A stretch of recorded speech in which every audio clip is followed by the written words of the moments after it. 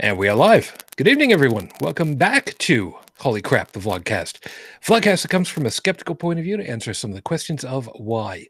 Vlogcast started as a combination of spite and the Streisand effect because, well, basically just needed to blow off steam. And, well, nobody really wanted to hear us bitch and moan and bark at the moon and everything. And, well, look at that.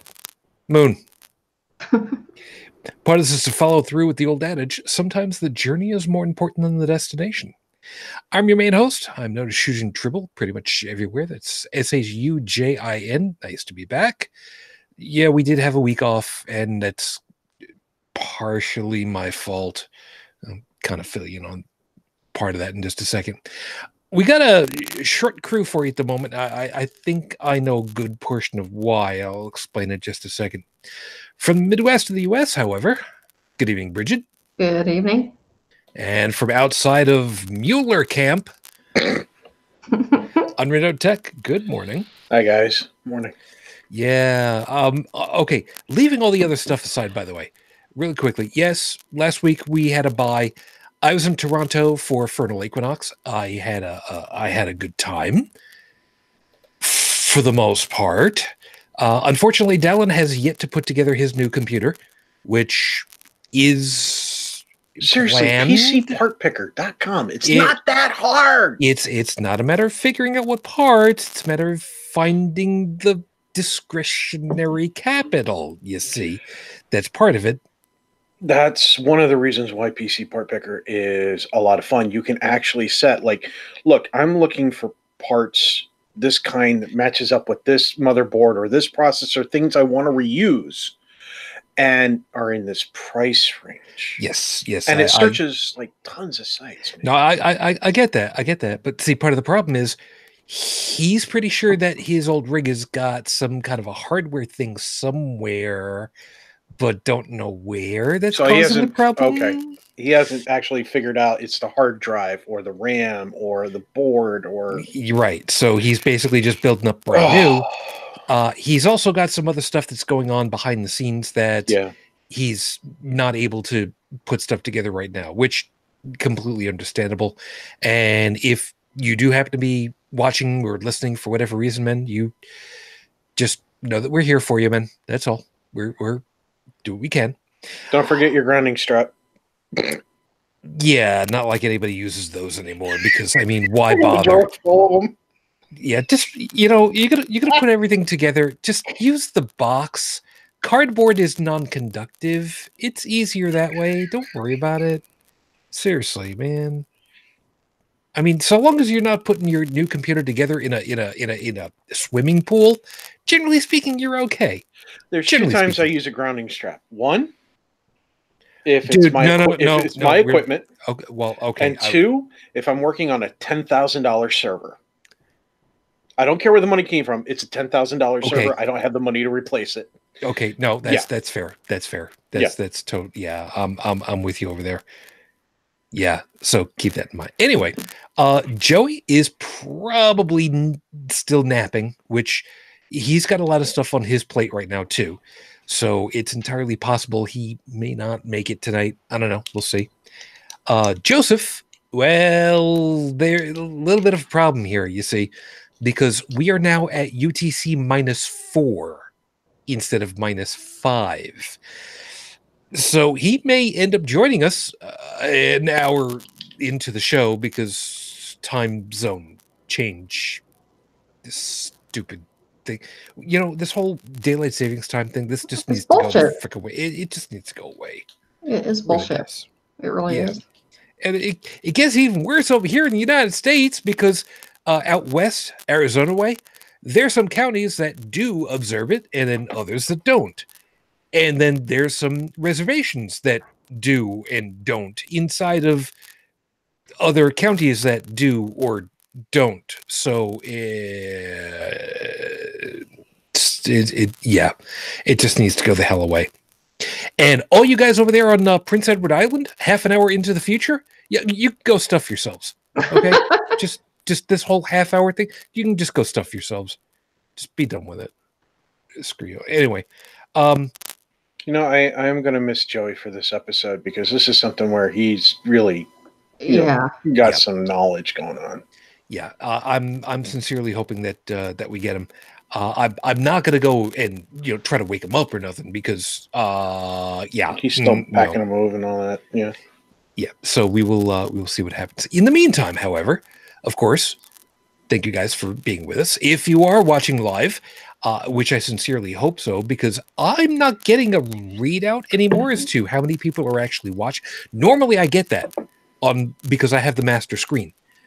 I don't get that now because YouTube is being weird about that. Apparently, they want you to use their other system. YouTube wants you to buy YouTube Premium, at least according to all the advertisements I see every time I try to watch a video. No, it's not that. On the creator side, there's actually a page that gives you all the stats as to what's going on live so that you can see what's going on.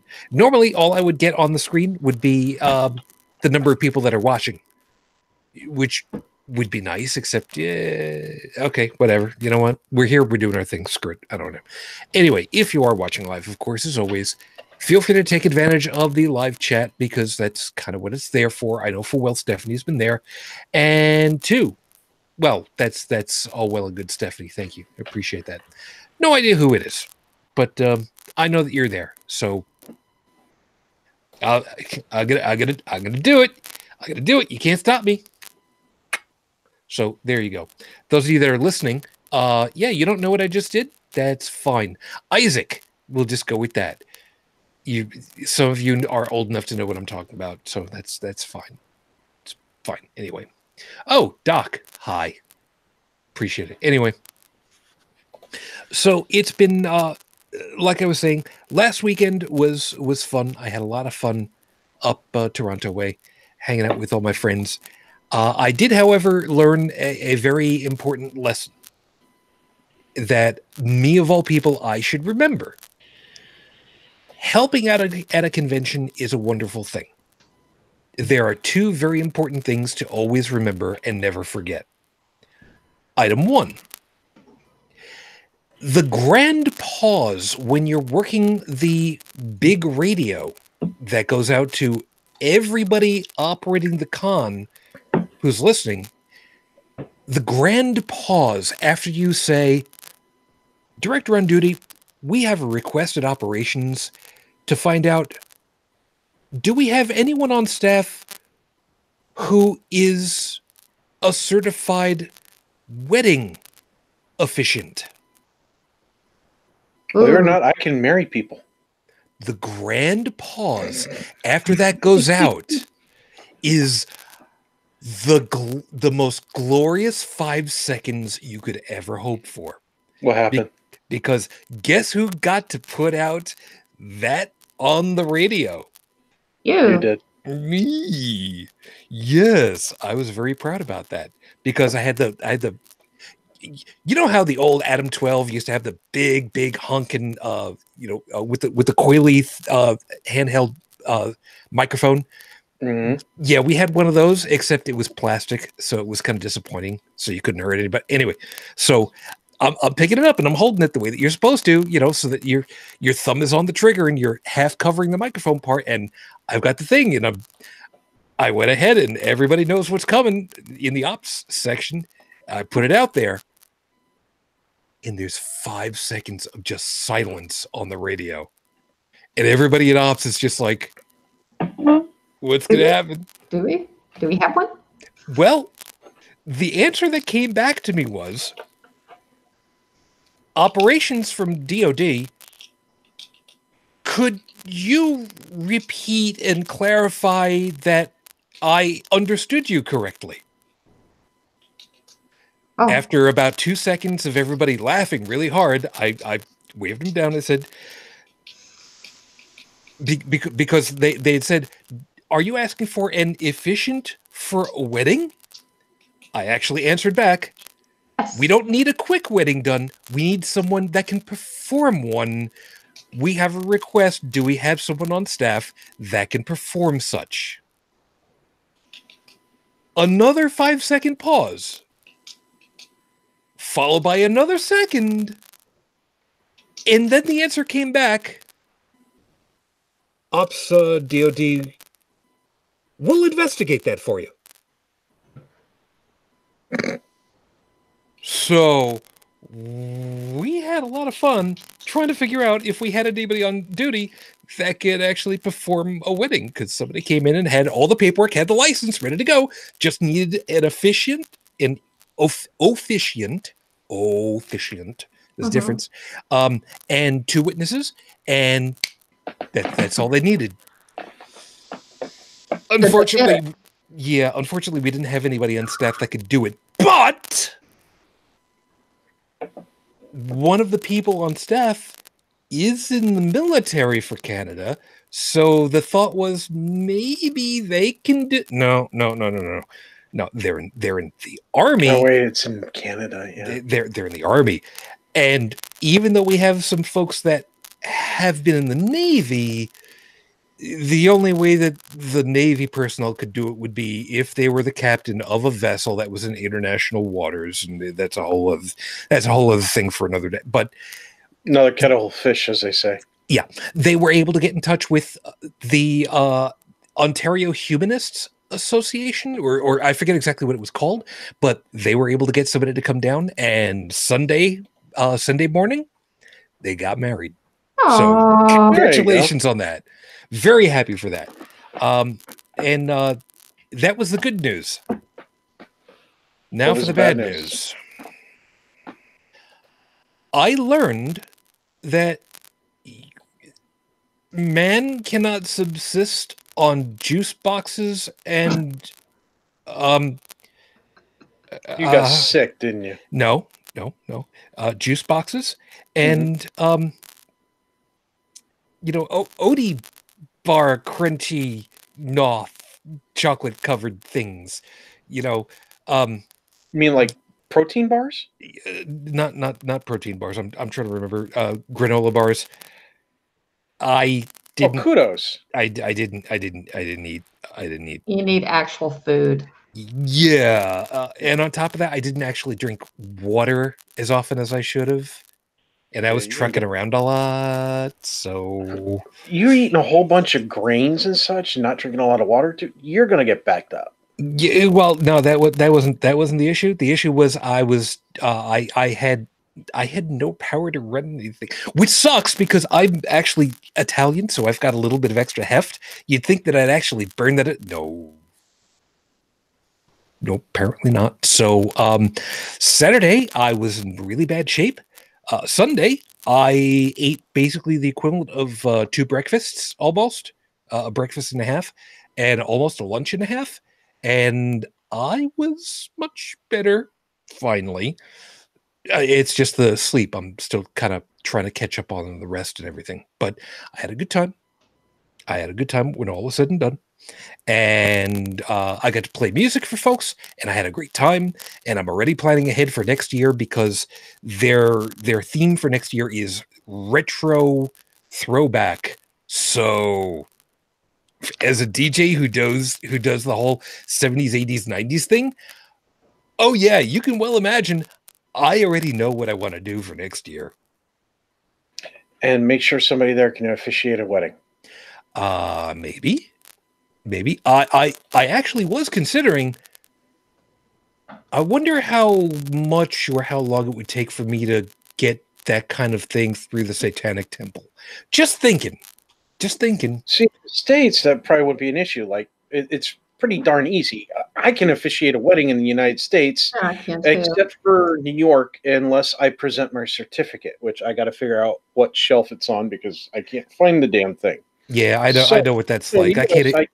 In the U.S., I can literally marry people, but it doesn't apply to Canada. Yeah. And what is it, the Church of Bob that you're in?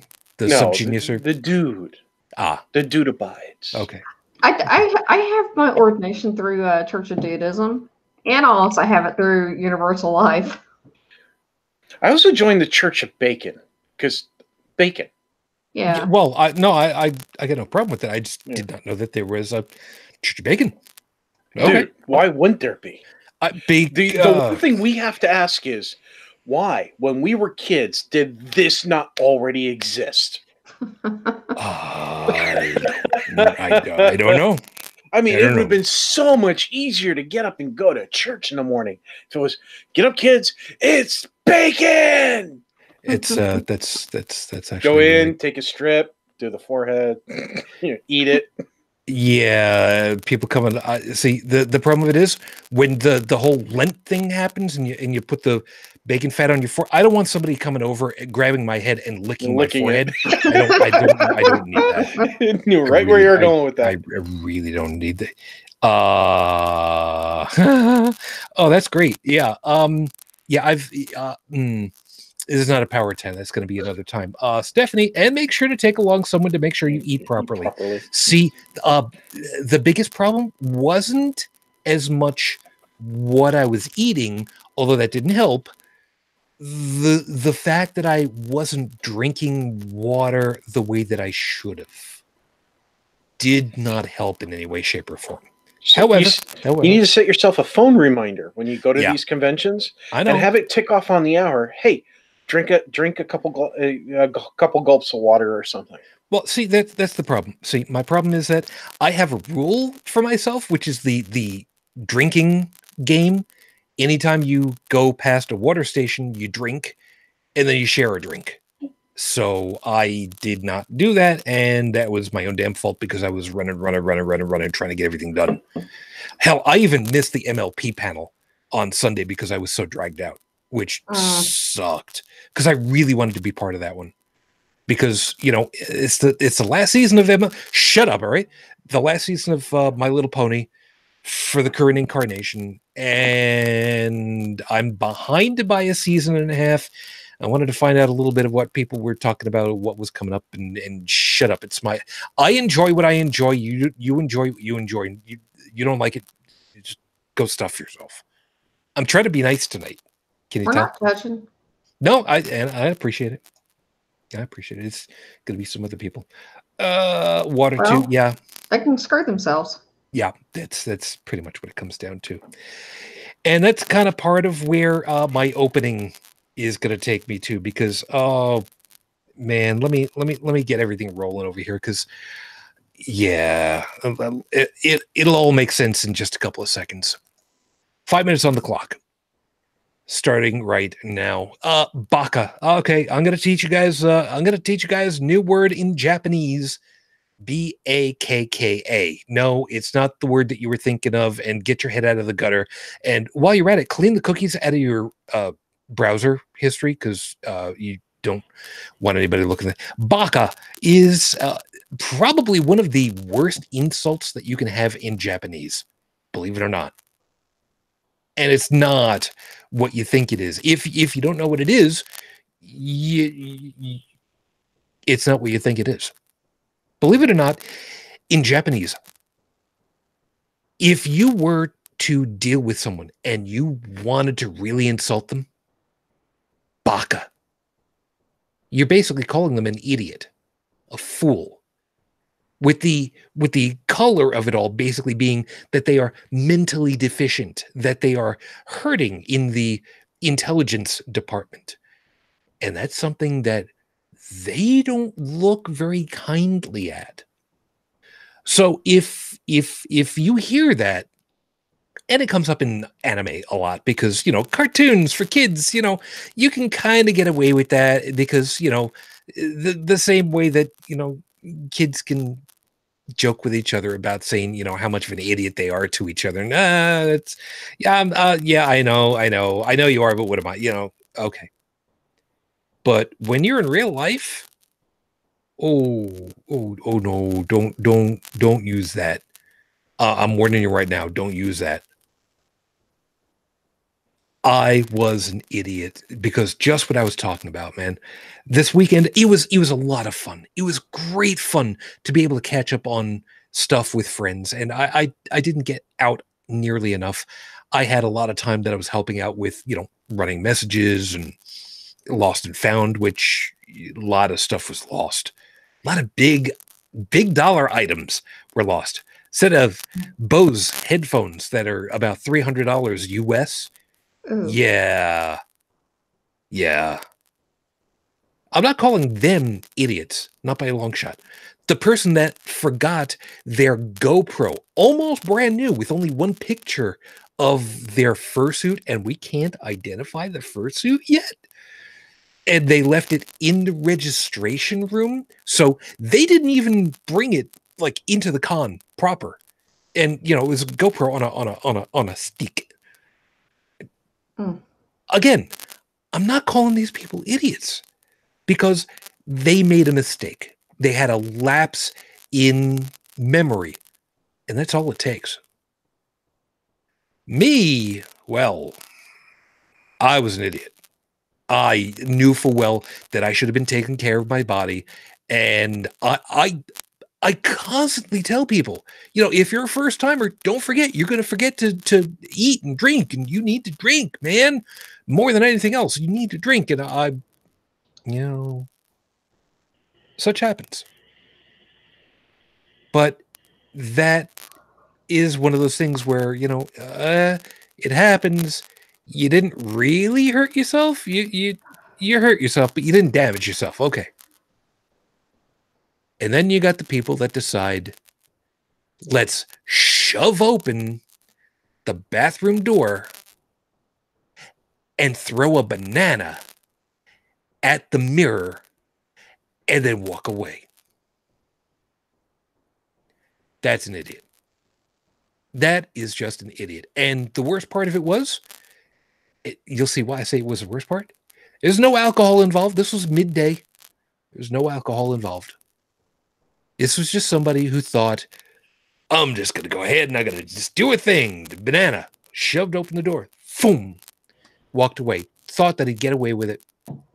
Which was all well and good, except, see, when you have people watching, because a lot of people, and one of the people that observes you is someone that's done security before for a con, you can bet your bippy they know exactly what they're going to do, and they're going to follow you, and they're going to wave down security, and they're going to say, hey, I need you to have security. Come follow me.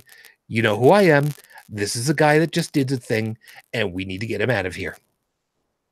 And even if you go ahead and you say, nope, wasn't me, I didn't do anything about the thing, and you swear up, down, left, right, nah, man. You came, you paid your money to be with a group of people that you ostensibly like, and you're trying to screw it over so that you can have your 5 seconds of glory? And try to screw it over for the rest of us all. 2,500 of us plus. Baka. Episode 253 on the docket, Your Honor. I couldn't think of anything else except the scene from Star Trek II. The death of Spock. The needs of the many outweigh the needs of the few or of the one. And that's kind of what we're going to end up talking about, and there's good goddamn reason for it. So we're going to cover that in just a couple of seconds. Before we do, I did not really get the opportunity of looking up any new information about Rafe Badawi. To be fair, I also did not have anything come through that popped up on my usual news feeds that said, hey, new information. So forgive me, I've been a little bit busy and I didn't go hunting, doing a deep dive. However, as of the recording of tonight's show, it has now been 6 years, 9 months, 9 days since Rafe Badawi was unjustly incarcerated for thought crime. Our thoughts and our hopes are still with you and your family. We're still waiting. So, with that out of the equation, as a quick recap, there was a mass murder spree in New Zealand. Gun, plural, was used. The news feeds coming out of New Zealand specifically are refusing to give this person any airtime. Their name is not being used in New Zealand on the news. It's not being broadcast. This person has basically become we know who it is, but we're not going to give him a platform. Basically shun. Yeah. Yeah.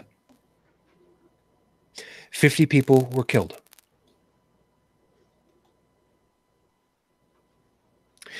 And within the week, the New Zealand legislature was working on new gun control policies, reclassifying certain items, getting them out of the general populace so that they don't end up being used the same way again. And that in and of itself should shame my country massively. Absolutely massively. But then we have the reports of people who have said, you know what? There's no reason for me to have this weapon. Before the legislation even comes in, I'm turning in this weapon. I'm turning in this weapon to the police station to be destroyed. I don't want money. I don't want a buyback. Take it, chop it up. Don't let it fall into the hands. I don't want this to have happen again. There aren't very many of them, but there are some people who have said, get rid of it now. Just, I don't even want to be dealing with it. I don't want to have that on my conscience. Get rid of it now. And those are the people that I want to talk about tonight. I want to talk about the sacrifice, if you will, and I'll tell you why I say it that way, that some of these people have decided is acceptable for them. And I call it a sacrifice, not because, well, they're giving up them guns. Don't even think about that for a second. They're giving up a piece of material, something that has value, that could be sold for money.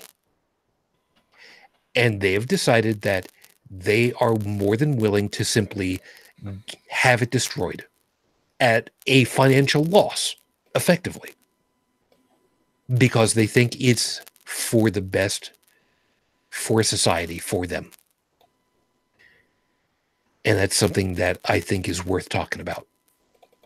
Because you know me, I don't want to be talking about just my country or about a specific, a specific thing that's in the news. I want to go and play around and find out an interesting nook and cranny that most groups aren't talking about.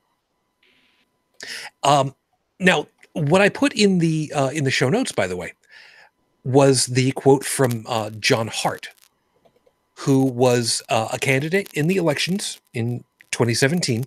He owns a sheep and beef farm. And he said, and I know this is in the show notes, but I want to put the quote out there anyway. He said, quote, "For me, it became that trade-off. Is my convenience worth the risk to other people's lives by having these guns in the country? I pretty quickly realized there was no comparison. We'll cope without semi-automatic weapons. We won't cope without the people who were taken from us from these events." Compare that to the shit that's happened from places like Sandy Hook. And I don't think I even need to go any further than that. So before we came on, we were actually saying amongst ourselves, that we were really hoping that Joey was going to be with us. So we'll see. We'll see. That's what I'm really hoping for. But and forgive me. You know what? If at any point you want to go ahead and just jump right in on that one, feel free, hon. You know full well. So if you want to bang it straight away, you know what? Do it. Just do it. Just do it. At this point, just do it. Yeah. Hate to be bashing on my country and turning this into a my country, their country kind of a thing. But my news outlet of choice these days is NPR. That's usually what I listen to on the way to work and on the way home from work. And they were interviewing the Prime Minister of New Zealand and her stance on we're not going to give this guy his 15 minutes of fame. He wants notoriety. He's not going to get it. Good for her. I agree with her on that. This person should be a non-entity. Don't give him what he wants. And the person that was interviewing her from NPR, I just wanted to reach through the radio and slap and say, but what if he was mentally ill? Doesn't he deserve to have his story told? Blah, blah, blah, blah, blah. Made me sick. Like, did you just miss the whole point or what? I don't give a damn what his story was. Yeah, I just wanted to say that. I'm like, what is wrong with NPR? There's an actual simple answer to the whole mentally disturbed issue. And that is, okay, fine. Here's the thing. If this person was mentally disturbed, then the problem needs to be addressed that apparently it needs more assistance with mental people who are mentally disturbed are going around. They're not being uncovered. They're not receiving the help that they need. And now they're getting access to semi-automatic to fully automatic weapons and going on killing sprees. So again, the guns apparently are so easily to access that now not just a regular person, but somebody who is mentally disturbed can easily access them. And they're not in their right mind. So yeah, if you want to go down that rabbit hole, let's do that shit, folks. But even if you did that, that still doesn't mean that we need to hear his name everywhere. Exactly. We don't need to hear all that crap. We don't need to hear all that. I'm like, why was the woman from NPR advocating for that? That is the problem. We do that too much, and that does not help things. Well, it's like censoring the video. I understand why they did it. I understand why they went to the, why New Zealand and the rest of them went to the effect of basically banning traffic to 4chan and 8chan so that people couldn't see the videos. Mm-hmm. And here's the thing. I'm not just on Reddit. I am on 4chan.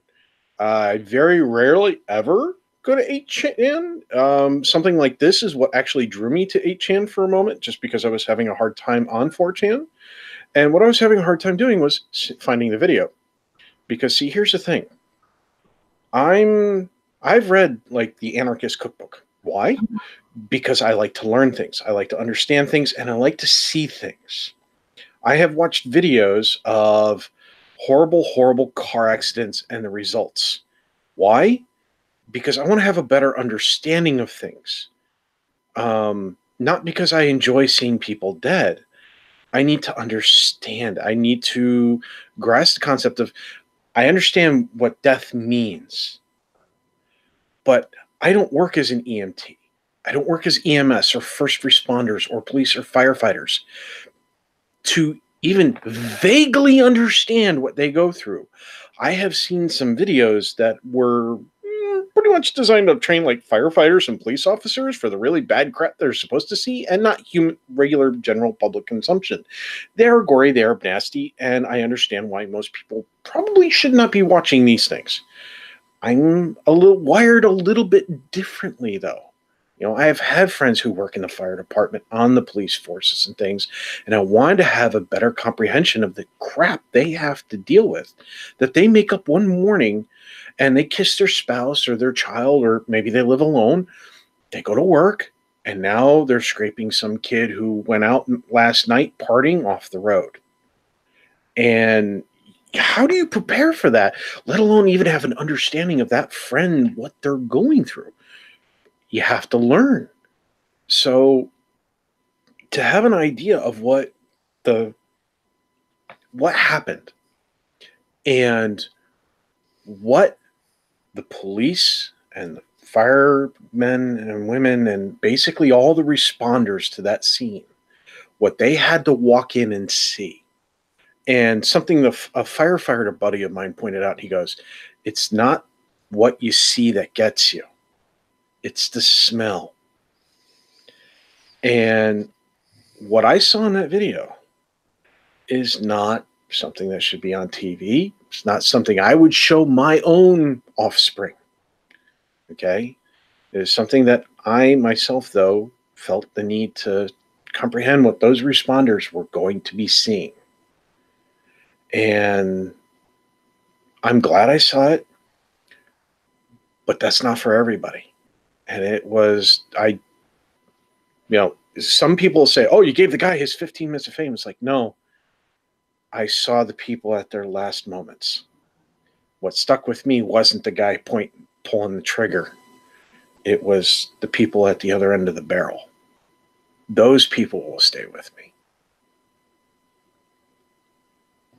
So, and right or wrong, hey, I'm an adult. I made the decision for myself. And the other thing that I saw I saw people, how they were dealing with it. The ones who were also had access to video. Some people did funny things and edits to the video. Some of them were, now, I'm all for gallows humor. But yeah, no, we're not getting into that. There are times where black humor sometimes it's necessary for some people. Yeah. Like there were countless funerals in my family that many of my extended family members were really pissed at me because I'd be happy. I'd walk around with a smile. I was like, oh, so-and-so died. Well, that person's no longer suffering from the terminal illness that was eating away and causing them pain and suffering and everything else. And back then I thought, I believed in a God too. So I thought they were in heaven and they were all better. And yet people were pissed at me. I was just a kid. I was believing the stuff that was being crammed down my throat and they were pissed. Now imagine in today's society how they'd react to that shit. The problem is every time we try to have a conversation about guns, every time we try to have a conversation about drugs, every time we try to have a conversation about immigration, you have two sides slapping the shit out of each other. And it's not just liberals and conservatives or Republicans or Democrats. Sometimes you find yourself on one side of the equation, but only for one topic. But you feel so strongly about it that no matter what the other person says, you tune them out. No, you're wrong. Whack, whack, whack, shut down the conversation, and it's over. And it's like, no. The conversation needs to happen. We need to sit down with calm, cool, collected heads. If you need to take a week, 2 weeks, 3 weeks to calm down and relax and go see a psychiatrist, go see a doctor, whatever the case, go see your family, tell them you love them, whatever the case might be. Sit down, cool heads, and have the conversation and find out what we can do. And the thing is we do have people who do that on both sides of the equation. The problem is we can't hear them over the people who are screaming bloody murder about the thing that wasn't bloody murder. See, part of the problem that we end up with, and Bridget, I'm sure that you know this one all too well, is that there has been a moratorium for I forget which organization it's supposed to be, National Health, that they've been disallowed from doing any research on gun-related anything, if I remember right, to be able to categorize all the stuff that's been happening with gun-related injuries and deaths and all that stuff. Okay. And I can't remember the name of it, but I know exactly what you're talking about. Yeah, and this is something that's been going on. This moratorium has been in place for decades, I think, even at this point. And it's like, what are they trying to hide? Why are they trying to protect this? Yeah, if memory serves, didn't they kind of have a similar moratorium for smoking related information. Yeah. Yeah, And it reeks of cover up, and it's like, why? Is it to benefit the industry? Is it? I don't understand. It's a public yeah, health issue. yeah, and that was also Passed in 1997. Sorry for the interruption. Go ahead. okay. One sec, because the other piece of it was because kind of pulling this all together. There was also another one that that happened, and it was for lead. Mhm. Yet another one. And if memory serves, you want to find out a little bit more about that one, you can just go to the Cosmos episode that covered it and find out a lot about that one. But we don't get a kickback for ordering Cosmos on Blu-ray, although we really would love to be able to do that. But yeah, you should just go and watch that episode. And lead does some nasty things to growing and developing brain tissue, doesn't it? Oh yeah. Can you say mental retardation? I Just thought look at the violence patterns in New York City. Yep, and pretty much the rest of the world. But if memory serves, isn't I'm setting you up here, by the way, just so you know, isn't the term mental retardation Outmoded. isn't that a bad term? Well, it is now, but I'm old school. It would cause mental disabilities and lowering of IQ and all sorts of other issues. Violence, aggression, um, uh, yeah, multitude. But the ones that really could cause somebody to become a danger not only to themselves but to those around them. And if memory serves, there were also several muscular neural Neurological type issues. yeah degeneration. Hell, I don't even remember what the hell the stuff was off the top of my head. Well, see, that's what happens when you go a little bit too deep into the rabbit hole and you weren't prepared for it. Yeah, we should all be drinking lots and lots of glasses of water with lead in it, just because. Yeah, why not? Cause I don't want another Flowers for Algernon moment. Well, I mean, you can eat paint chips too. Yeah. I much prefer I much prefer my paint chips that have the consistency of rubber balloons. You see where I'm going with that? Yep. Yeah, yeah. There's also an old vaudeville joke about rubber balloons. Ask me about it sometime. Anyway, the that's all well and good. Tech, the dates that you were pulling up, what was it that you were looking to drop in there? So apparently it's been nicknamed the Dickey Amendment. Passed in 1997 with the strong backing of the NRA, the so-called Dickey Amendment effectively bars the National Center for Disease Control and Prevention, the CDC, from studying firearm violence that the American Medical Association has since dubbed a public health crisis. The amendment was first tucked into an appropriations bill signed into law by President Bill Clinton, stipulates that, quote, none of the funds made available for any injury prevention and control at the Centers for Disease Control and Prevention may be used to advocate or promote gun control. Later on, a similar provision was included in the Appropriations Act of 2012. One doctor was quoted as saying that when it comes to people maybe trying to sneak up and study it, precisely what or was not permitted under the clause was unclear, but no federal employee was willing to risk his or her career or the agency's funding to find out. Basically, they're so scared they're not even willing to try to cost their career. There's the link. I appreciate it. And the citation comes from the quote comes from this one. Okay. There's 2 there. I'll make sure that those are in the Yeah. in the And notes. that second one, it's a whole basically blog, but it's fully cited for all the stuff that's in there. Yeah. I was just reading over. By the way, as a side piece, yes. There is something else in here. Apparently, Dick Cheney, or I'm sorry, not Dick Cheney, Dickey, Congressman Dickey. About a decade after it passed, he himself came to regret the law that he helped push past. See, the problem in the U.S. is that it's easy to pass a law. Believe it or not, it really is. It's hard to get the law revoked.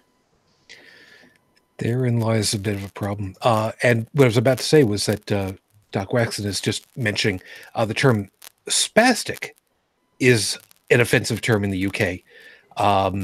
And again, it's a matter of and Stephanie's clarifying in the UK, spastic denotes mental retardation when used as an insult.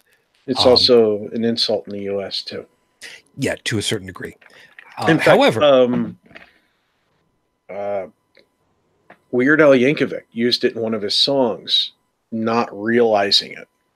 And when the general public went on Twitter and blew up his Twitter account with it, he issued a full apology. He's like, I can't unwrite this. Basically, that the guy couldn't unwrite the song, but he did issue a full apology, not realizing that was so derogatory. And it's like, if a singer can issue a heartfelt apology when he's shown something's wrong, why can't these politicians? Yeah. So where I was trying to go, by the way, before with talking about mental retardation, quote unquote, the term mental retardation, is because it's actually the right technical term for what ends up happening when young developing brains are infused with lead. The formation is retarded. It is prevented from accelerating the way it's supposed to. It is altered. It is it's screwed around with. It's mucked with, and that qualifies. I believe the technical term, and correct me if I'm wrong, Bridget. The technical term in medical circles is a very bad thing. A very, very bad thing. Okay. So I missed a very in there. All right. You know what? For layperson, not bad. I don't think it was too bad. I was using that as a medical term and not a derogatory. No, that's which is exactly the way that I was hoping that you were going to follow down with, because that's if I happen to, I wouldn't call someone spastic. I have used the term spasticity before, but that has to do with muscular problems and having contractures and things like that, and that's something that can be medically treated. Yeah, in a much more technical context, as opposed to a, what's the word that I'm looking for? A derogatory slur. Okay, we'll go with that. I think there was a shoot. I forgot what the right word I was looking for. Anyway, you got the right. Okay, so here's the deal. We know that according to the statistics in New Zealand, there is approximately 1 gun per 3 people. In New Zealand, 3 people, 1 gun, or vice versa. Here in the US, it's much closer to the other way around. Yeah. It's much closer to 3 guns per person, with knowing full well that there are a lot of the population that ain't got a gun, and that there are good portions of the populace that have more than 3. In some cases, many more than 3. Now, we full well understand, because we've dealt with Joey. he has had several guns because some of them were for his personal collection. Not for self-defense, not for skeet shooting, not for going out and trying out for the biathlon at the Olympics, for collection purposes. I can respect that. By technical rights, I am a gun owner. By technical rights. Because I have my grandpa's old shotgun. Do I have shells for it? Somewhere I have a box that was given to me, but where that is, I don't really remember. It's somewhere in my basement. Somewhere. But the weapon is actually in the corner over here. Can it be used? By the barest technicals, yeah. Makes a good club. Yeah, that's about it. And the funny part of it is, it's actually right next to one of the weapons that I bought at a Renfest. I've got a sword right next to it. Not a good sword. It's blunted all over the place, but it's That's heavy enough enough. to break an arm. You swing it hard enough, yeah. Yeah, see, I've got a wooden sword from when I studied martial arts, and it's like, yeah, it's not going to cut through a limb, but I guarantee if I crack somebody over the head with it, they're going down. Yeah. So I pity the person who walks into, breaks into my home. By the way, Stephanie mentions, tell Bridget there's no way I would assume that she meant anything but the technical context. Yes, and that is a good thing. That means to me, we know full well that when I go over to you and I want to talk about medical stuff and terminology, you may not necessarily be able to pronounce it, but goddamn, you're going to go ahead and you're going to say it right. So that's a good thing. I'm glad that your Latin is about as crappy as mine. All right, so I forgot a lot over the last 30 years. I'm getting old. We're not going to talk about your age because of gentlemen. I'm going with that. That's my, you know what? Screw it, whatever. Yeah, if you don't use it, you lose it. No.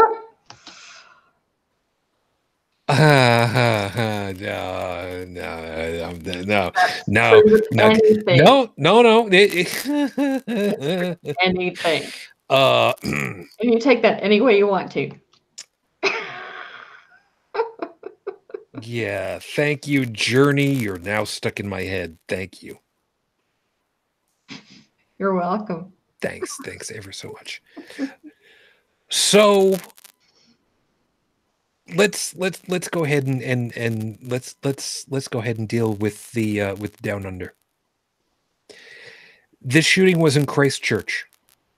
50 people. Back in 1990, crap, I forgot what year it was. 1991, 93. They had the shooting in Australia. And it was fewer people. And they said, no, not going to have this happen again. We're just not going to have this happen again.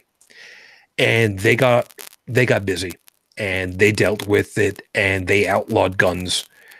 And at this point in Australia, generally, sorry, they did have another one. I forget how long ago it was. They had another one. Basically, somebody had kept a gun around and went off, and they had it hidden and such. Because in Australia, if you actually manage to have a gun somehow and end up using it, you got to get rid of it pretty darn quick. So basically, somebody had one maybe hidden under a floorboard or whatever it was, and then decided, hey, now's a good time to use it. Yeah. But I think the point is it's very, very rare. Yeah, exactly. That's the whole point. And that was the point I think I was making in a roundabout way, is like the only way they managed to get is that they held on to it from so long ago. Because now if you try to get like what would be a $200 handgun here in the States, over there is going to cost you thousands of dollars to try to import or more. And on top of that, you've got to go through a whole massive rigmarole to show that you have reason to have such a weapon. I was just talking about the black market at that point. No. I got you. I got you. But talking about the legal aspect of it, legal aspect, you might not even get it, period. Yeah, exactly. And black market, is there a black market? Dude, you got it everywhere. There's always a black market. Yeah, there's always a black market for damn near anything, except cheesecake. There's never a black market for cheesecake. That's true. But it spoils too quickly. Yeah, well, that's... Oh, you know what? Okay, it's fine. It's fine. Somewhere there is somebody who's like, you know what? We should have cheesecake on the black market. Why? Because, well, it's good cheesecake. Yeah, probably just because they want to import it with... They want to make it with blue cheese. You know what? We're not going. All right, we're not going to make cheesecake with blue cheese because the French would hurt everybody, and nobody wants the French storming anything because that would be gross. Okay, we'll just go from there because the chocolate ganache on top of all that. There you go. You have fun with that thought. No. You're welcome. So the point that I'm trying to go with is that in Australia, to legally have a gun, you need to show that there is a need for you to have such a weapon. Now, obviously, it's a lot easier to manage that when you're off, in the much more rural areas where you've got farmland and you've got cattle and you've got vermin that you have to deal with. And, you get a plunky 22 rifle so you can get rid of, stuff that's getting into your stuff. Okay, that happens. But that's a very small segment of the population. Handgun? Oh, dude, don't even get started with that. Because if you're dealing with a handgun, your security, and you're going through a lot of training before you get issued. And the biggest part of the population that have guns is law enforcement. And they've got a special thing. They've got a gun with, if memory serves, 11 bullets. And that's it. If you were to get a law enforcement weapon, you will have 11 bullets, and that's it, because you can't find those bullets anywhere. It's sold directly to the police. You can't get it. And that's why that was one of the wonderful pieces about it. So you grab a peace officer's piece, okay, congratulations. You get 11 shots off, and now you've got something to throw at somebody else, and it's got your prints all over it, and well, you're screwed. You're very, very screwed.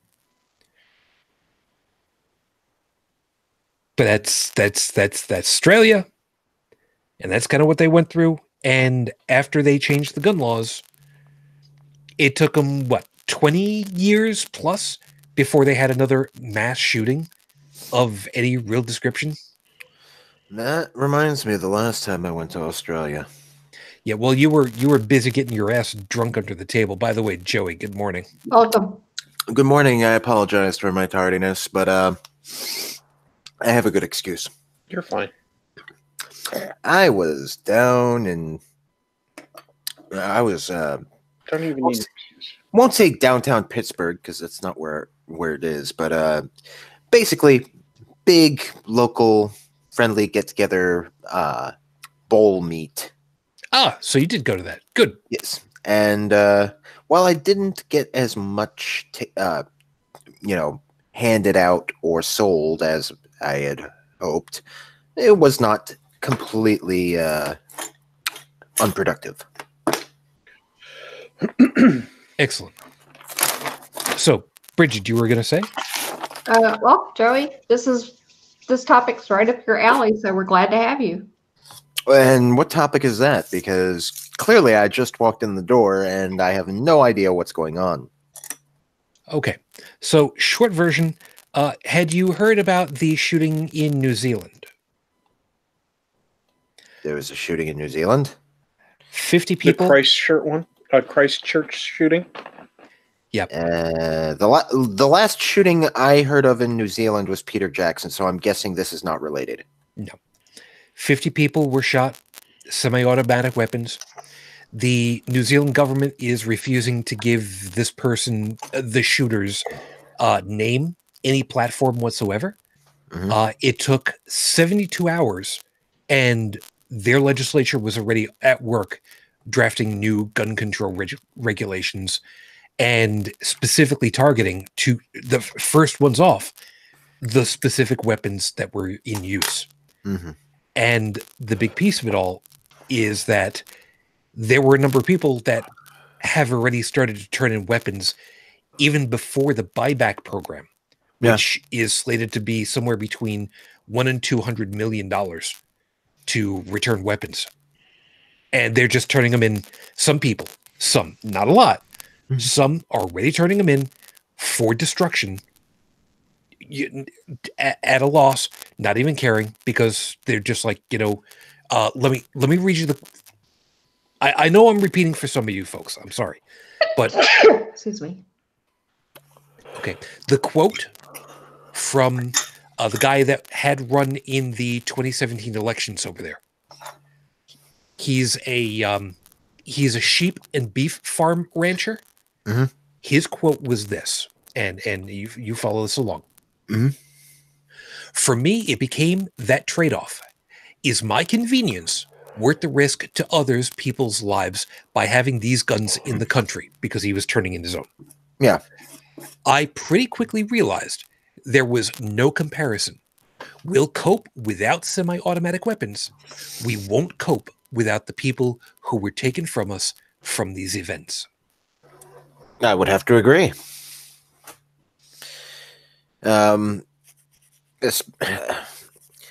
Especially on an island, there's really, let's face it.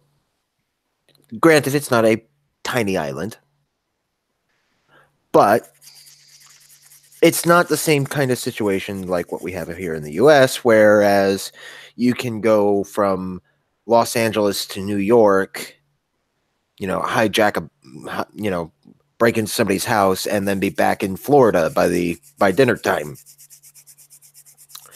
But yeah, it's very hard to keep secrets and catch somebody by surprise on an island.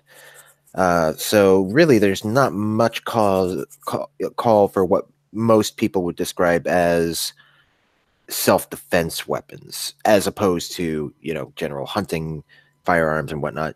A lot of people like to describe semi-automatics and high caliber firearms as self-defense weapons, which I can't get behind. I really can't. Yeah, and as an aside, by the way, high capacity magazines were also one of those items that were on the list 10? because 30 rounds for self-defense. Yeah, for unless 30 you're trying rounds to for find hunting. off SWAT. Yeah, and let's face it, 30 rounds to plunk into a black bear's skull. Well, hold on. I can see that, considering that, some black bears are really, really strong in the head. The big problem, however, is that there are no black bears in New Zealand. Yes. Just Blackfoot. Blackfeet. But yeah, that's the next thing I was going to bring up is, especially if your community is primarily a rural, farmstead style community, semi-automatic seems to be overdoing it because deer don't tend to shoot back. Usually. That is until Bambi 2, The Reckoning. Yes, as voiced by The Rock, but that's a whole other piece for another day. But the thing that I found really interesting that I wanted to kind of, people turning in these weapons, like I said, earlier, we know for well that they're doing it at a financial loss. because they're not going to get anything for it. They're just turning it in. Mm-hmm. And that's kind of like they're forgive me for wording it this way. They're doing the right thing. And this is something that apparently completely escapes here. You know, we can't even get funding for we were talking with Bridget a little while ago. It was wait a second, Tech. You said it was Center for Disease Control that was disallowed? Yes. Okay, so Center for Disease Control disallowed from getting any funding to do any real research into what happens with guns here in this country, who gets hurt, who gets killed, what mitigating circumstances, the whole thing. And they're so afraid of losing, funding for a whole bunch of other things that they can't even touch the topic. And researchers being completely hamstrung because, well, politics. Yeah.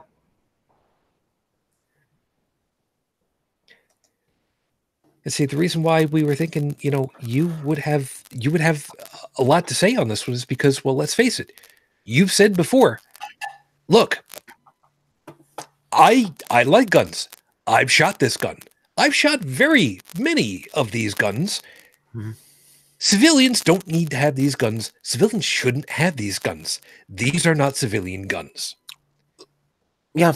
And honestly, the more I think about it, the more I have to say that it's pretty ridiculous. For example, I have thus far been getting rid of a lot of my guns simply on the matter of I just don't go shooting anymore. It's expensive. And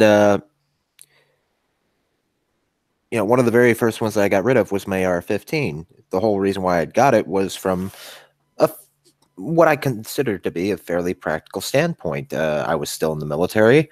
My unit only went to the range usually once quarterly, so maybe 4 times a year, which if you're expected to defend your life and the lives of those around you, once every 3 months for practice usually isn't the best way to go about it. So, I bought my AR-15, copied over my Battle Sight Zero from my issued weapon to that, and I practiced on my own time, on my own dime. Yeah, it was for government work, but hey, government was paying me anyway, so yeah, I'd rather be good at it. And after it became apparent that I did my 8 years. So technically, they couldn't call me back anyway. But yeah, I waited a few years after that just to make sure that they wouldn't. And it's been more than long enough. When it became apparent they weren't going to call me back, I sold that thing. Now, and here's something that a lot of people seem not to even think about these days is I took responsibility for whom I sold it to. Whenever I sell a firearm, I have a number of requirements. Number one, it is never a mail order sale. It is always face-to-face in a secure location, public location. Good.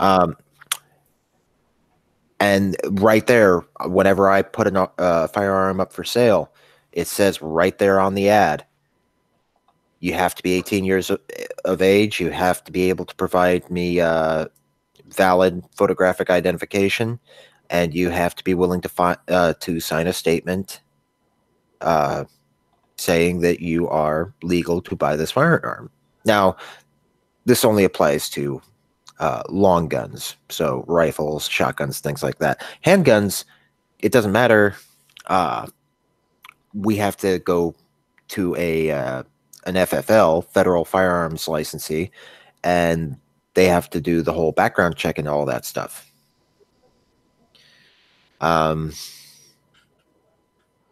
basically, I don't sell to people that I don't know. Let me put it that way. But right now, the highest capacity firearm I have is a old. Honestly, it's the precursor to the AK-47, the Simonov carbine, the SKS. Mine's Yugoslavian.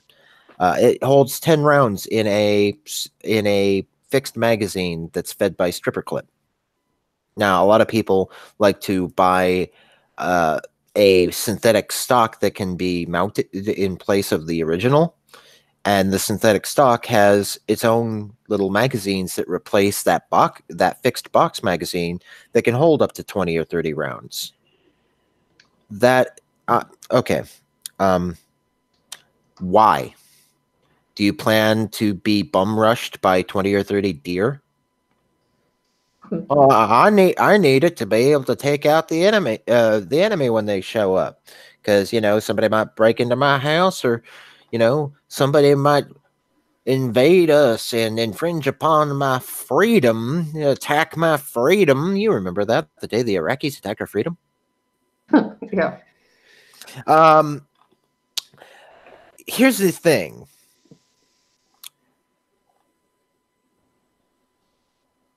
You know what the typical Russian foot soldier was issued during World War II? Okay, now wait a minute. In World War II, it was not the AK-47 because that came out in 1947, or production run was 1947. A little later than that, even. Okay. So prior to that, wait a minute, were they using the Brownings also? No. I mean, there probably were a few available through Lend-Lease, but okay, before the AK-47, there was the Simonov SKS. Okay. Before that,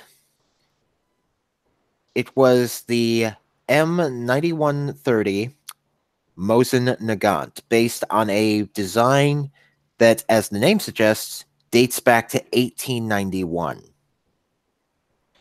It is a bolt action with 5 rounds. I'm assuming a relatively loud piece. Typically, the running joke is that it's classified as field artillery. Okay, so pausing you there for a second. Roughly, how far would you expect? And I'm assuming this is an iron sight piece, by the way. Yes. Okay. The infantry version. Okay. And the infantry sight goes out to 2,000 meters. Okay, 2,000 meters. Likely, you're not going to engage anybody at that range. Something that they found during World War II was that typical engagements are anywhere between 100 to 300 meters. Okay, so 2,000 meters, 2 kilometers, over a mile. All right, first off, the idea that you're going to hit anybody at that distance, unless you account for the curvature of the Earth, it's not going to happen. Anyway, that's a whole other thing. But how many deer do you think that you would be able to hit at that range, by the way? With one bullet? Yeah. 5. Actually, I don't even have to hit any of the deer. I just shoot for the tree in the middle of them, and they all just explode.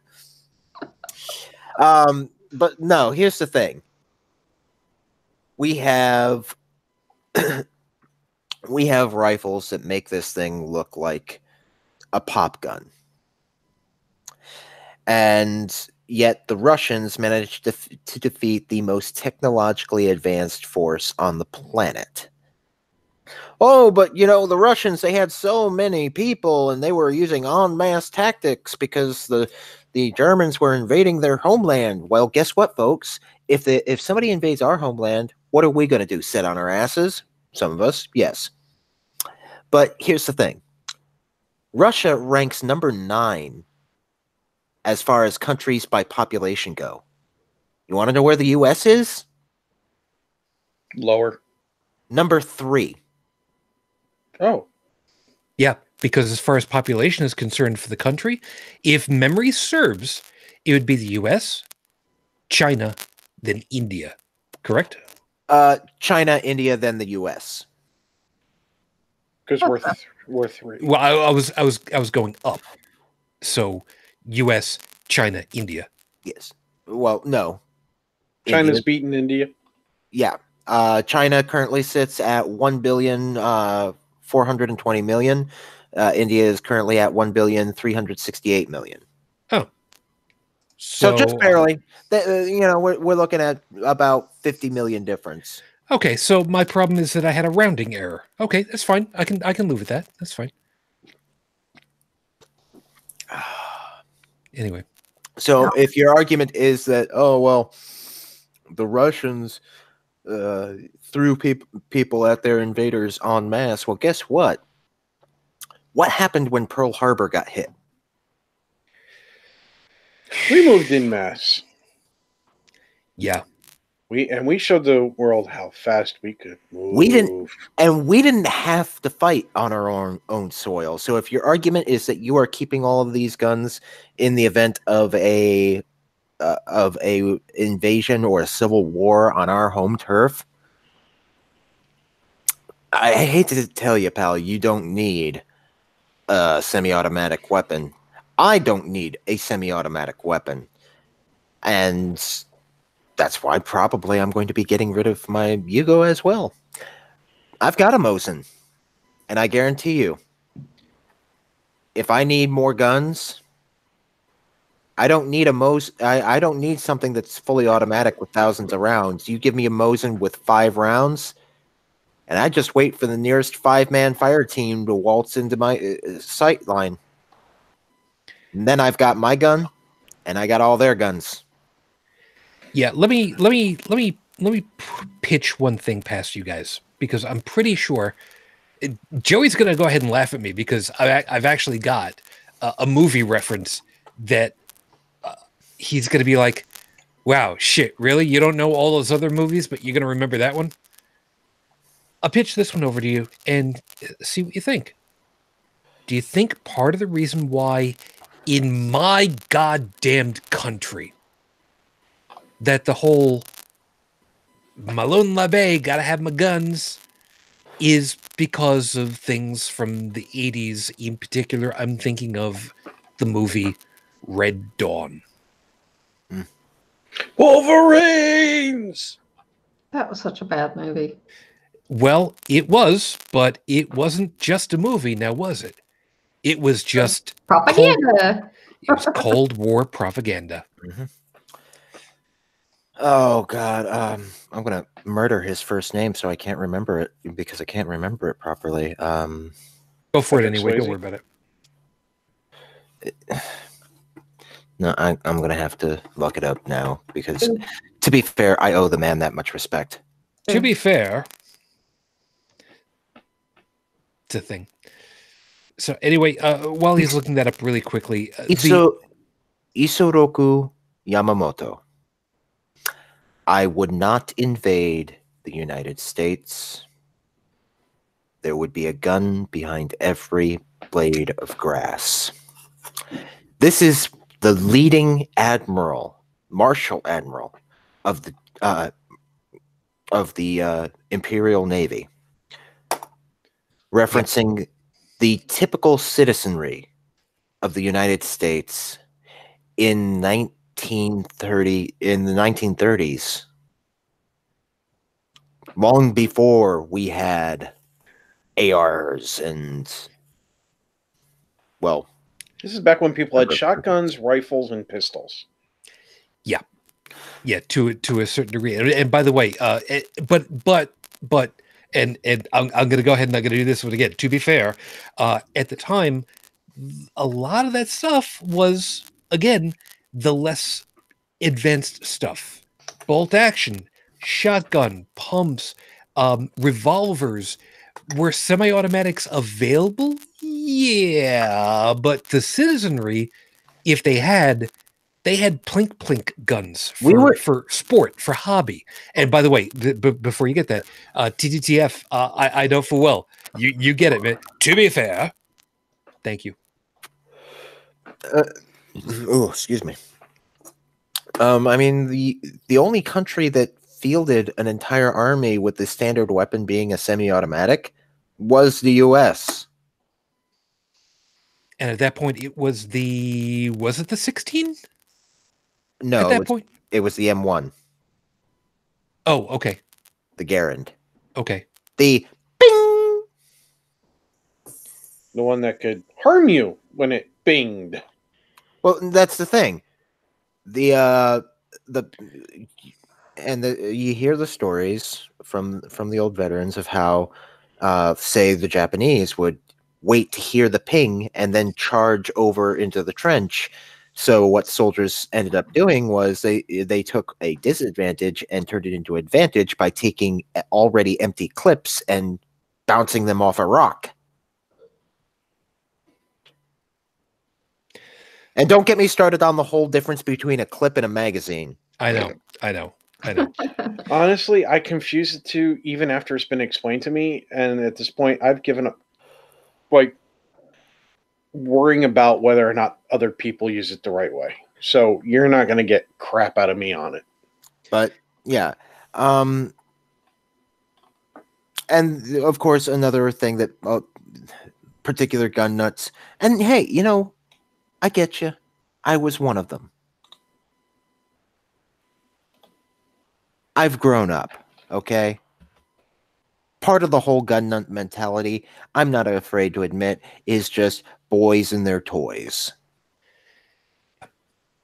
Yeah. Now, see, and it's time to grow up, gentlemen, because honestly, if you're arguing that you need to hold on to semi-automatic military-grade rifles because, oh, well, we got to protect ourselves against a possible tyrannical government that could try to use the police and the military against us, guess what? I spent 8 years. They have Abrams tanks, yeah. I spent 8 years in the Army. Do you honestly think that we are just mindless robots that follow every single order we're given? Fuck no.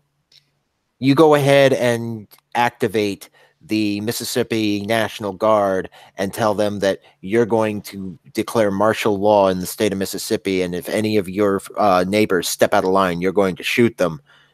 How many of them do you honestly expect to follow those fucking orders?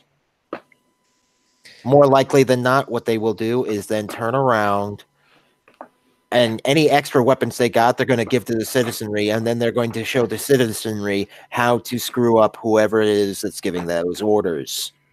And see, now at the same time, I've had some people that I've spoken with who have been in the military who said that they've met quite a few number of people who were of the level of stupid that they would do whatever they were told because it was what they were told to do. And we have a word for those sorts of people. We have two words because there are two different sorts of people that fit into that category: sociopaths and psychopaths. Yeah. I thought you were going to go with shark bait, but you're pretty close.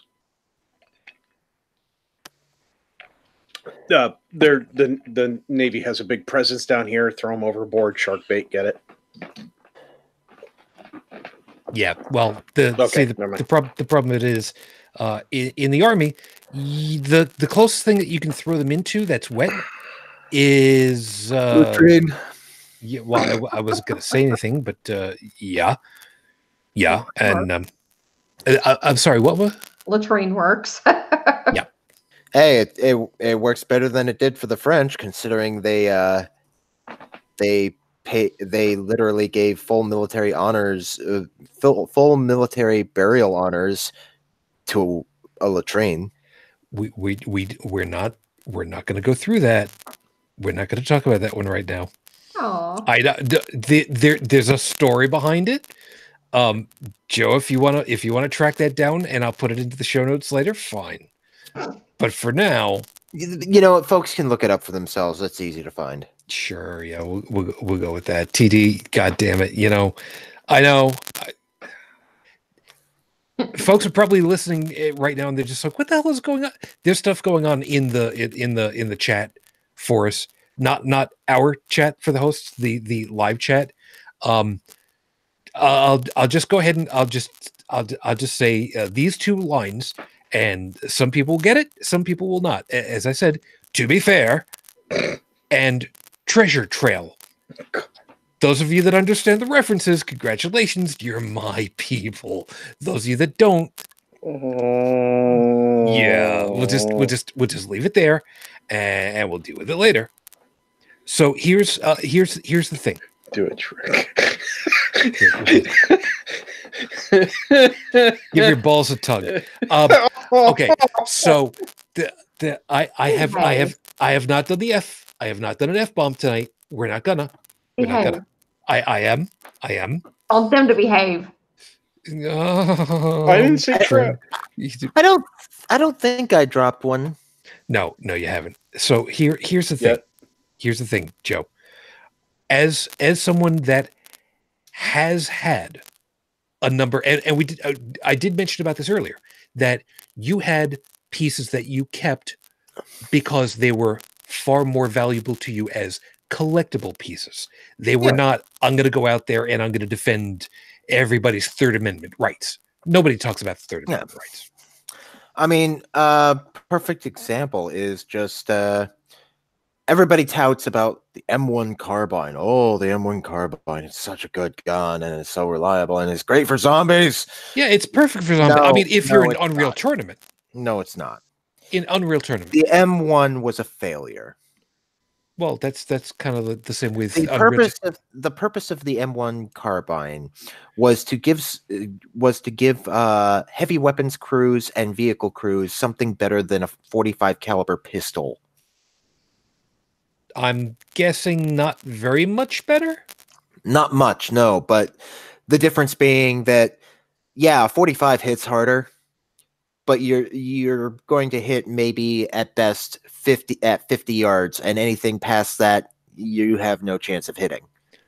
Okay, so why wasn't the 88 Magnum instituted then? Because the Army tends to like soldiers that don't have both their arms broken. Fair point. Fair point. I've owned an M1 carbine. I have fired an M1 carbine. The M1 carbine is garbage as a military weapon, and there are a lot of armchair generals that are now going to be looking. They're taking me off of their Christmas lists right now. But you know what? Let's face it, pal. It was shit. And there are many reasons why. We still used it up until the Korean War. We still had M1s in Vietnam. You see, we found out that the M1 carbine was not a good military weapon because when the Chinese joined in the fight during the Korean War, they marched in their cold weather gear. This was before body armor was being issued to troops.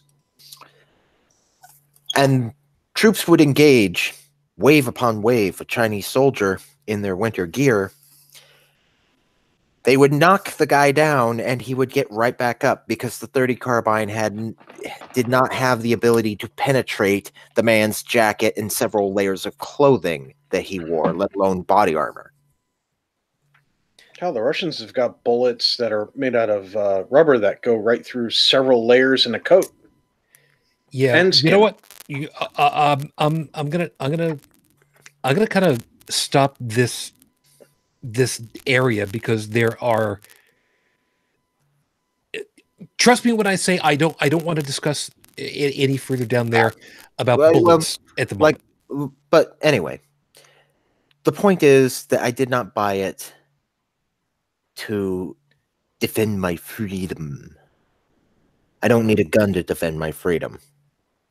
I can defend my freedom with my bare hands if I have to. I bought it because it was a piece of history. I bought it because at the risk of plagiarizing the History Channel, The gun is a tool. It serves hero and villain alike. And it has made its mark on history. To understand the gun is to understand history. So now, people end up leaving the military. They take specific weapons with them afterwards. And let me finish the setup. Go ahead. Excuse me. Real show now. Thanks.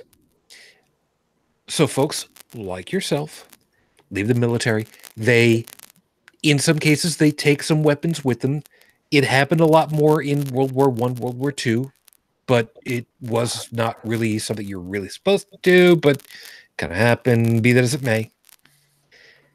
And over time to now, people are now saying, don't want to have these weapons around anymore. And they're just getting rid of it. Mm-hmm.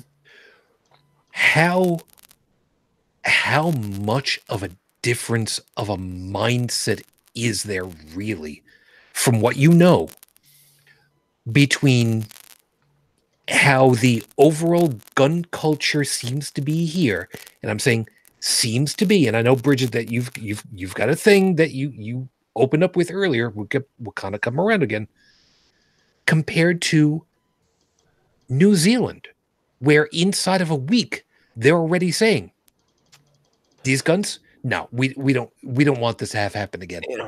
We just want them gone. I can't speak on behalf of New Zealand. I've never been there, and I don't really know much about the country, which is a gross disservice to the people of New Zealand because they have a wonderful country. However, speaking from what I do have experience with, a lot of the real hardline gun nuts here in the U.S. like to reference Switzerland and how, oh, everybody in Switzerland's got a gun. You know, they have to serve in the military. They have to learn how to use their gun, and then they have to take their gun with them and keep it with them, so that if ever, you know, the Swiss Army is activated and they might be called up, they're ready to go. Yeah, but here's the thing. Here in the U.S., a lot of gun owners act like children, boys with their toys. We treat a lot of them treat guns as a privilege, as something, you know, I have the right to have this. Whereas in Switzerland, it's a very different story. The entire mindset around firearms is completely different, because for them, it is not a privilege. It is not a right. It is a responsive fucking ability. Yeah. And I dropped the F-bomb. Sorry. No, in this particular situation, I got no problem with that, because the difference is so damned stark. You know, it was Carlin who said that basically the F word was possible to be used in pretty much every correct piece of English. So somehow, I don't think that you're wrong. And Bridget, you were going to say. No, I mean, it is a responsibility. But It's a not lot of, way. and a lot of Americans don't realize that. Oh, you know, this guy shot himself with a gun by accident. You know, twirling it around like he's some kind of cowboy. We need to sue Smith & Wesson. How about we look at the dumbass who's sitting there twirling a gun like a cowboy from a fucking movie? Or shoots his penis. You know, I have a lot. Yeah, I don't want these people to shoot their penis, because that's reconstructive surgery. I want them to shoot their gonads, because then that's just, you just got to tie off the People are just so stupid. They don't think. I know, and that's the thing that forgive me, it just kills me, the blasé nature of it all. Where here it's as if the entire country is still one giant Wild West, and everybody is going to be the hero of their own story, and they're going to be the one to go ahead and take down the bad guy. No, you won't. Oh, you and I, we know. Look, I served as a soldier, and I always thought that, if ever a push comes, boy, shooting like that, it'll never happen here. I'll make sure I'll stop it. Guess what? You're not going to. This is not Hollywood. No. This is real life. At one point in my life, I owned as many as 47 firearms. Looking back on that point in my life, I'm seriously wondering what the hell was wrong with me. I currently own 10 firearms, and even 10 I consider to be grossly beyond any possible need that I have.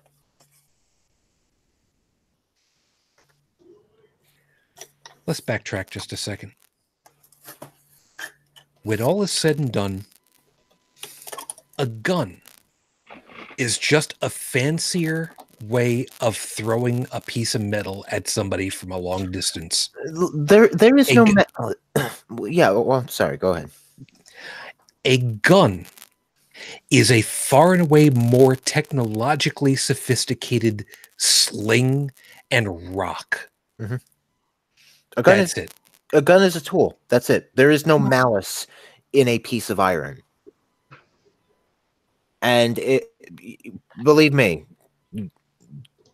as much as I wish that we as humanity as a whole could put that kind of mentality behind us, someone's going to want somebody dead at some point. And if they can, they'll do it with a gun.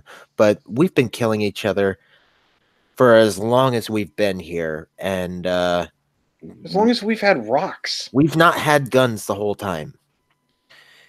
You can kill somebody with a hammer. What about George Carlin when he was talking about people who were threats on airlines? He's like, what about a man with really big hands? Yeah. Or, you can kill somebody with a freaking rice cracker. They choke on it. Or bounce it off their head in the right way to shatter their spine. A rice cracker? Shaolin monks, man, don't ask. Okay. Yeah, and if anybody's kind of wondering, well, can you actually kill somebody with a hammer? Of course you can. Have you never listened to the Beatles? Seriously. What's wrong with you people? Hammer. Exactly. Well, I mean, we call him Maxwell now. I mean, back in the day, he was Thor, and it was a much bigger hammer. Details. We're not even talking about. You could now. Here's the thing. Can you kill people from a long distance with a much easier to acquire from a paperwork standpoint, from a legal standpoint, weapon? Yes, you can. What kind of paperwork do you need to get a crossbow? Usually the greenback kind.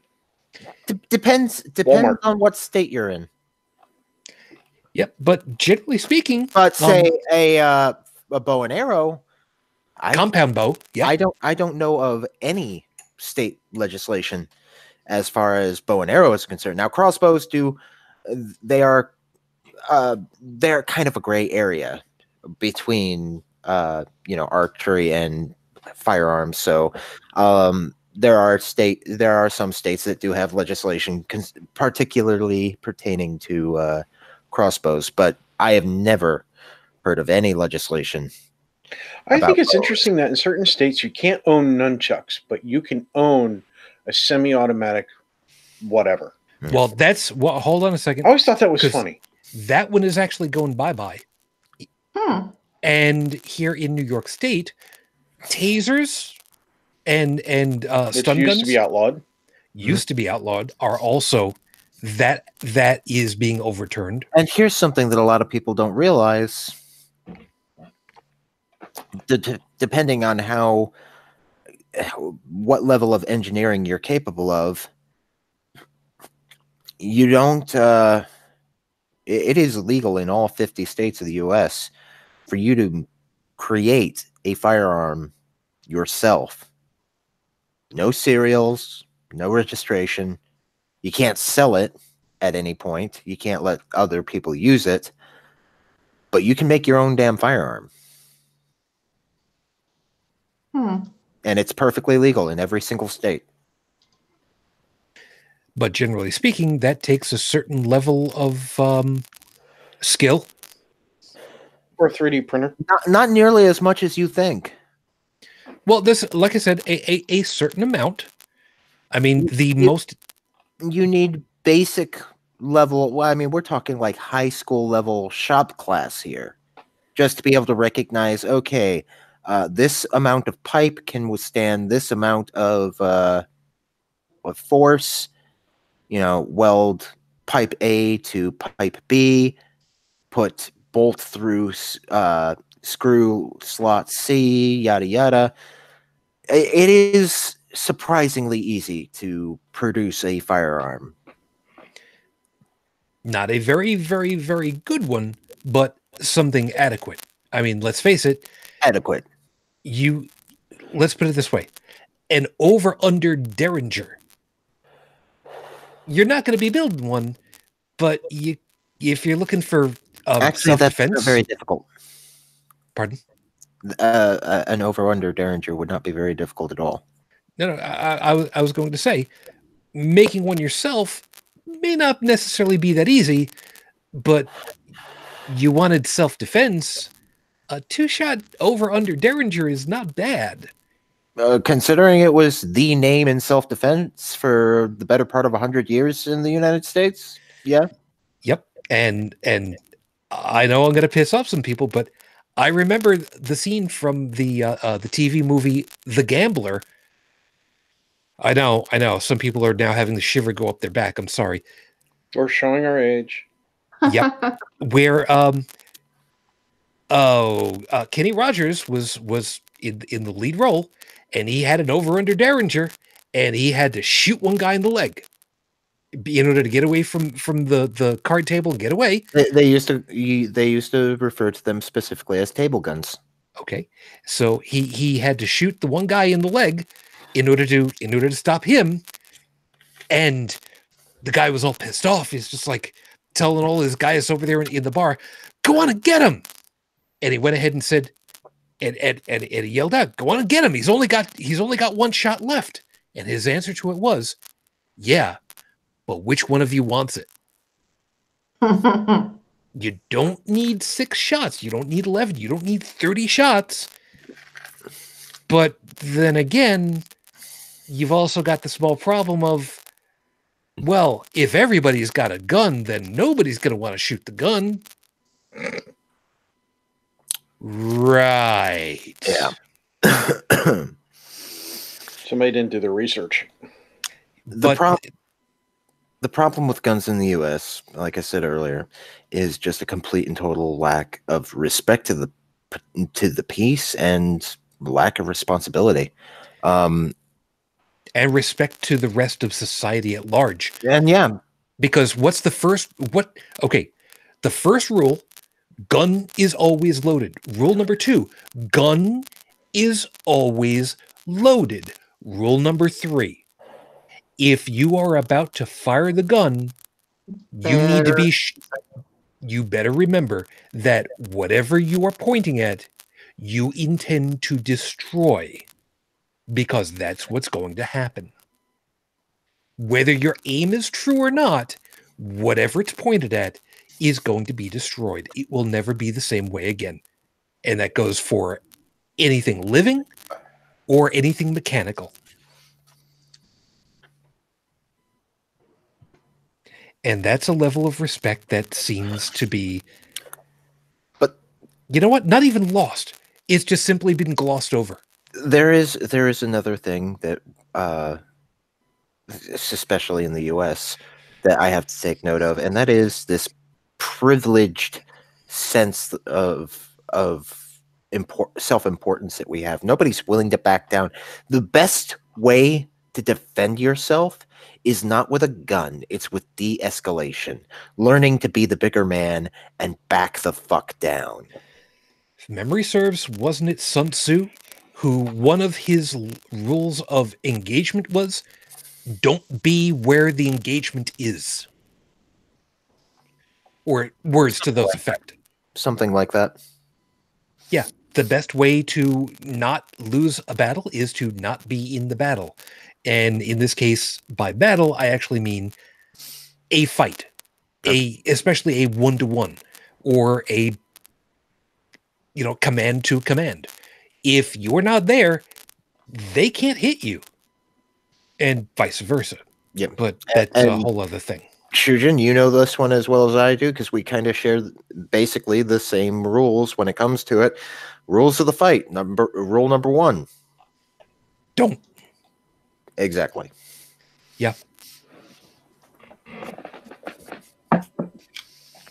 But the item last before we close up, and forgive me, I'm gonna have to wrap up relatively quickly because my contacts have not been nice with me all day today, and they're very, very dry. People have been watching me, rubbing at my eyes. Yeah, I keep getting sleep dust accumulating in the corners of my eyes. So that's why I'm. So I'm sorry about that if that's been distracting. Eyeball grit is never fun. No, especially when you're still awake. So, real quick, because we gotta roll this together, and I'll kind of get tech into this in just a second. And Bridget, I wanna kind of bounce it off of you first and deal with this. Okay. New Zealand has gone ahead and said right away, we're doing something about this. 50 people. And here's the piece that I'm going to bounce off of you. We know that government-wise, they've threatened to pull money from research if CDC wants to go ahead and do research on gun violence and injuries and deaths and all that.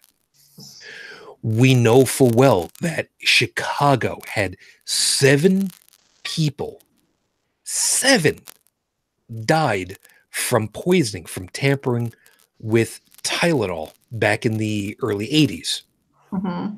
Completely changed the face of all packaging of all consumables ever since.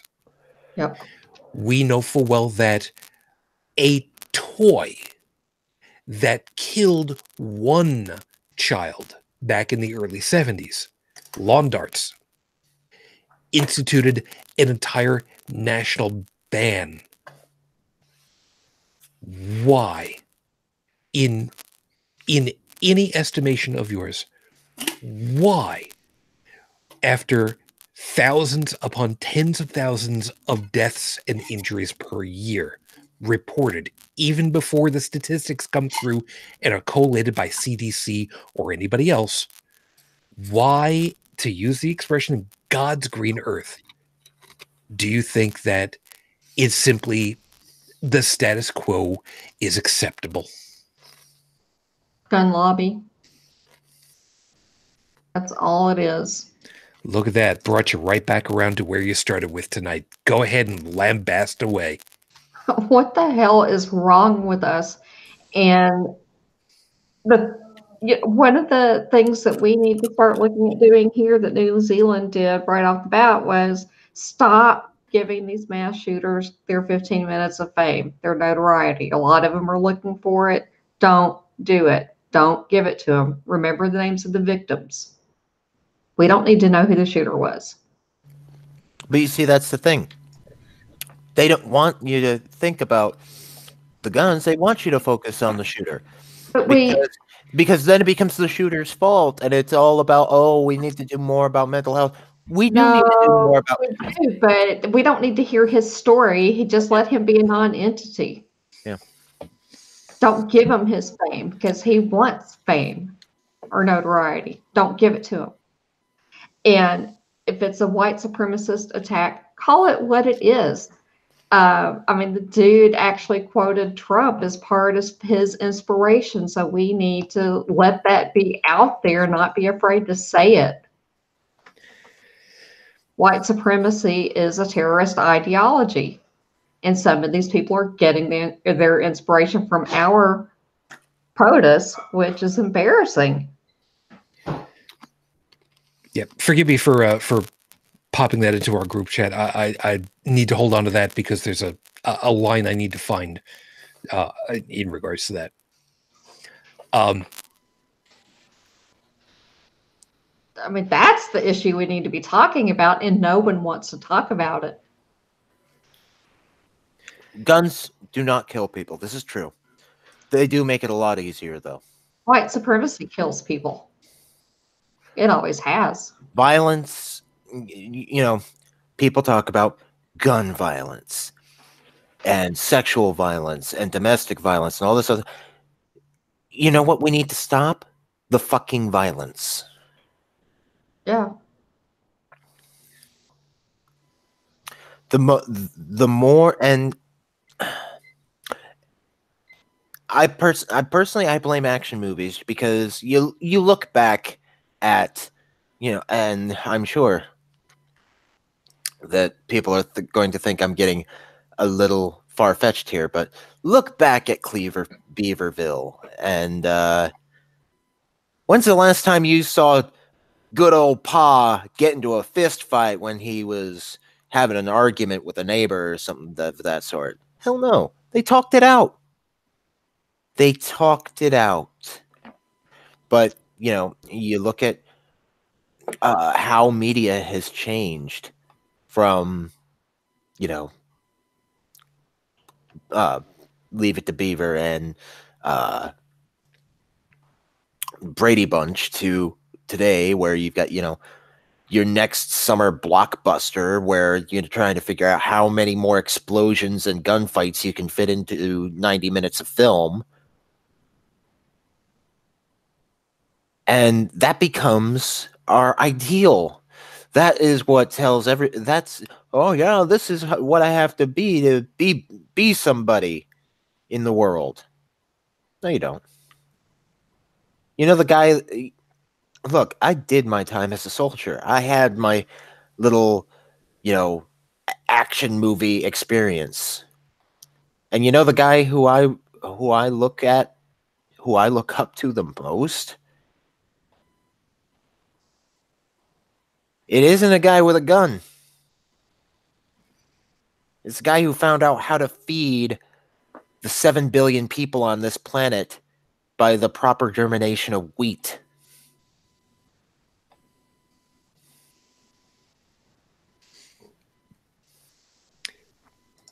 Tech, I'm gonna give you your shot over here.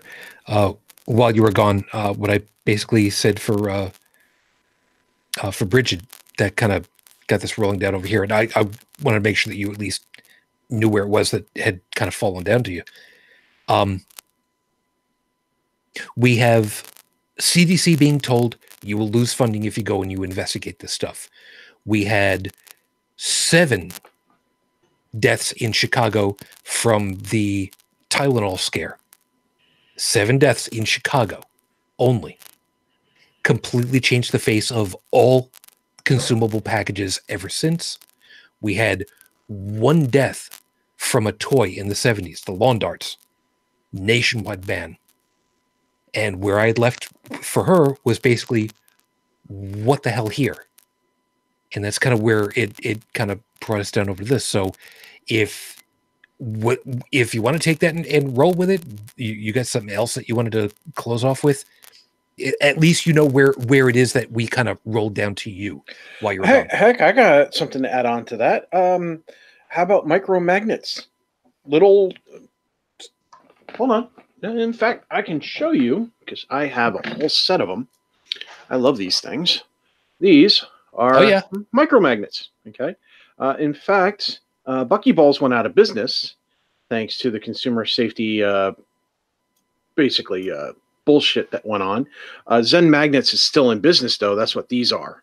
And these are wonderful. They've been fighting the fight. They finally won after years and years and years. They were the last company to hang on. And the kids who got hurt by this weren't little kids. They were basically teenagers. Nobody died, but it was spun so that like, oh God, the kids are gonna get them. The kids are gonna swallow them. The kids are gonna die. I was like, hey, look, a gun. The kids are gonna get them. They're gonna shoot each other. They're gonna die. What did they want to do with the magnets? They wanted to ban the magnets, ban the guns. Well, guess what? The kids actually have gotten the guns. They have actually shot each other. They have actually died. Oh, look, there's a case where that shit actually happened, and it happened with a gun, not magnets. We still have the guns, but they went after the magnets. Mm-hmm. Priorities. I almost said dropped an F-bomb. Just do it. Priorities, motherfucker. You don't have them. But people also have a lobby. Oh, the people fighting to defend them. That's for sure. Yeah, and this time, you know, the overall, for the right reason. Yeah, the overall anger and vitriol and absolute stupefaction of it all. Yeah, I'm just gonna go ahead and say, you know what, calling it out full out on that one. There's no other way to word it that way. So, you know, don't worry about that one. Here's the thing. If I want to kill somebody, I have a knife collection. I have a staff that I know how to use. I have a sword that I know how to use. I have bow downstairs with arrows that I can use for target practice, but it is also I can hunt with. In fact, it's strong enough that as long as I don't hit bone, it's going to go through two people into a third if they're standing front to back. Yeah, I've got that sucker cranked up. I got a very strong draw on it. See, you're talking about all that stuff. Look, I got one better for you. I got a Ford Ranger. Yeah. I want to kill somebody. It's that friggin' easy. Yeah. How many people have a car and a driver's license and shouldn't be on the road? Yeah, Joe, I'll see your Ford Ranger, and I'll match you one AMC Gremlin. Just saying. You couldn't even kill yourself with that thing. Oh yeah, you could. You soup it up enough? Yeah, you could. You don't have to hit anybody with it. You see, here's the thing: you don't have to hit anybody with it. Just lock them in a space with it on. No, with the Gremlin, the most lethal thing about the Gremlin is anybody that watches you driving is probably going to laugh themselves to death, and you will just die of humiliation. I don't know. My husband had one that was pretty souped up. It was the green goddamn. He's right, though. Although, to be fair, the car that I actually had as my first that was bought for me wasn't much of a step up from a Gremlin. It was a '77 Ford Granada. But the point is, we're all making. It could be worse. It could have been a Ford barbecue. I mean, a Ford Pinto. Yeah, let's go ahead and talk about the Fiero while we're at it. But that's a whole other thing. Point being, real last. Look, it just comes back to what I said before. We need to start taking responsibility as human beings and realizing that violence is not the best way to go about. Violence worked when our survival depended on it, when we had to be able to be as violent as possible to take down a fucking mammoth, to be able to put food on the table. That was several thousand years ago, folks. We're kind of past it. So real quick, Doc Waxon put over in the live chat, because it's an important piece. Quote, in regards to mental health, it's something I've noticed for a while and something I can sum up in 4 words. Quote, too little, too late. Mm-hmm. These people could have been stopped with therapy and counseling, yet the powers that be only act after people are dead. Yeah. Preaching to the choir, man. Yep. And I'm sorry, Bridget, I have to. Isn't the old expression, an ounce of prevention is more than a pound of cure? Yep. And how can I back that one up? Real easy. You saw the report of the kid that ended up with tetanus. Mm-hmm. How much does tetanus cost? A vaccine? It's not very much. I mean, it's less than $50. And it protects you for roughly how long? About 10 years. And it cost this kid how much? Probably about $180,000 roughly. Because they And went the non-vaccine route. It was more. They did a little more than that. But it was more. It was close. Much more. Yeah, probably, it was probably close to $1 million. Almost. And his stupid parents do not want to get the second in the series because reasons. Yeah. And therein lies the problem, isn't it? I've said it before. There is something positively, sublimely stupid about my country's Priorities. You know what? It's not even the priorities. It's the modus operandi of my country's society as a whole, which is patch it when it's an emergency. But thinking ahead, why bother? Because there's always another emergency. And that's just stupid. There doesn't have to always be another emergency. But yet... There always will be. Mm-hmm. And so long as you don't do preventative maintenance, there always will be. But that's the piece to deal with. Granted, I've got insurance, but I can go get a tetanus shot for free as a preventive thing. So here's the piece that I wanted to finish off with. The piece I wanted to make sure that I had right before I misspoke it, because this one's too damned important to misspeak. I take you back to October of 2018, the Florida gubernatorial race.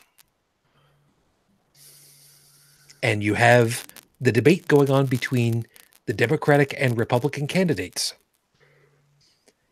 And a very famous line was spoken. My grandmother used to say, a hit dog will holler, and it hollered through this room. First of all, he's got neo-Nazis helping him out in this state. Now, I'm not calling Mr. DeSantis a racist. I'm simply saying the racists believe he's a racist. We know full well we don't need it spelled out any more clearly. We don't need it spelled out anymore.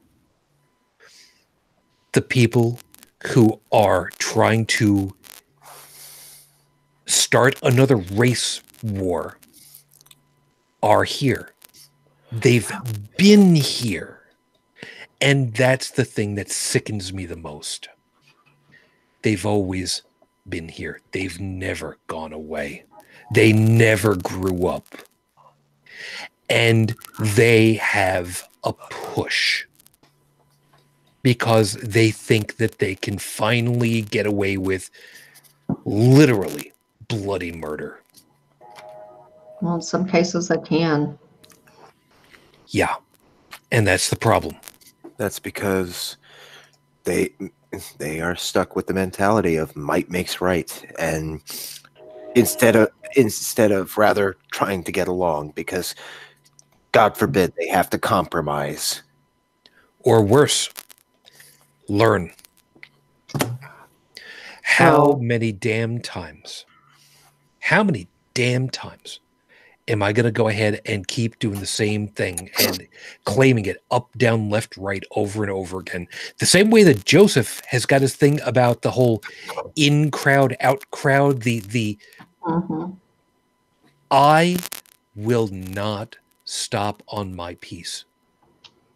Education learning that there are other people at a young age, that people matter, no matter what color skin, no matter what language they speak, no matter what God they pray to, even if they don't, no matter how much money they've got, no matter what material items they're able to afford or not, no matter what games they play. Why the hell can't we simply have the education to teach everyone else that every human matters? As long as we have this instigator in chief, we're not going to. One day. I'm just saying. One day.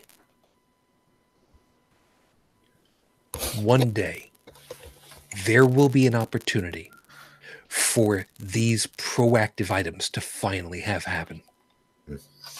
For the environment to be cleaned up. To work on a global basis to the betterment of that.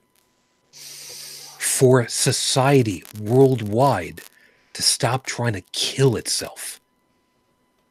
To actually consider the idea that turning this place into a nuclear wasteland of mud is probably not such a good idea.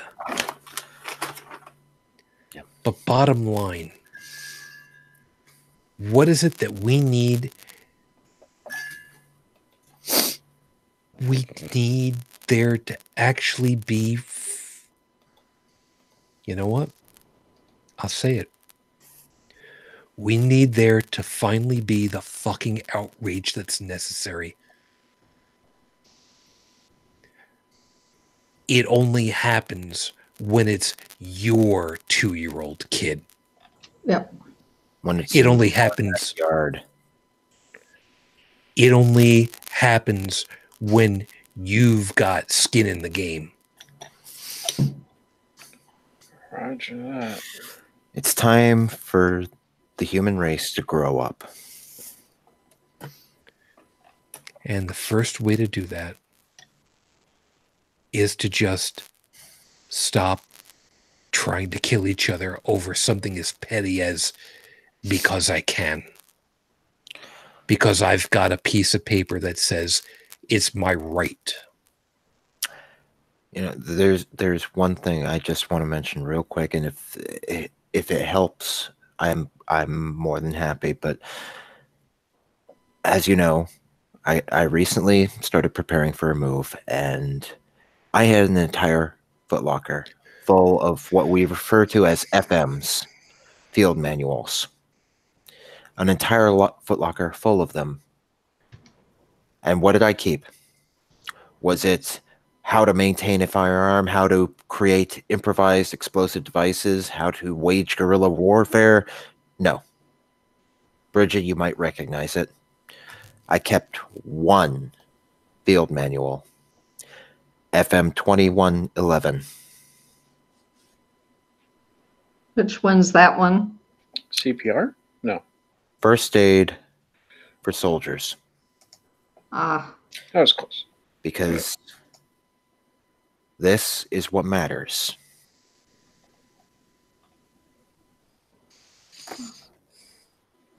For all of you that listen, that watch, whether now or 323, I don't care when the hell,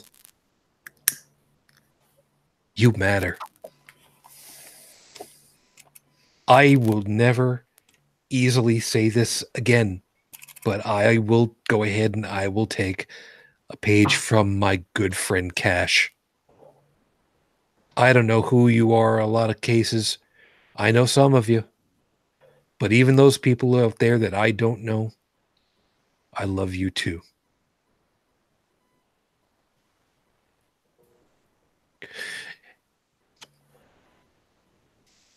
And you know how hard that is for me to use that word. Please carry it on with you. We have to get out of here. As always, everybody, thank you very much for being with us tonight. We hope that you found something worthwhile in all of our perspectives and you got something to think about for yourself for now. We're going to go ahead and close up shop right about this point. Tech, thank you very much for your time, especially tonight. You take care of yourself and you enjoy the rest of your weekend, man. Thank you very much. I plan on it.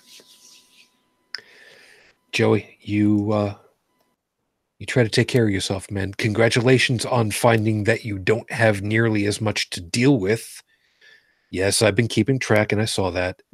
You try to take care of yourself, man, huh?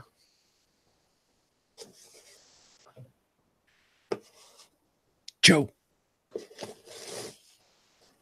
Wow. Yeah. Okay. Kind of went on a spiel there and completely talking to myself, apparently. Yeah, I do what I can, and unfortunately, this, for at least the immediate future, is going to be the last show that I will be participating in, simply because, as of the 29th, I will be canceling my internet as I am moving next month. So once I have settled and things are starting to fall into a proper regimen, I will return. Until then, best of luck. Thank you, man. Yep. And Bridget, thank you for your time, and you let folks know how to get in touch with you if you want. Send me a friend request under Bridget Fitch on Facebook, or you can find me at bridgetfitch2112.wordpress.com.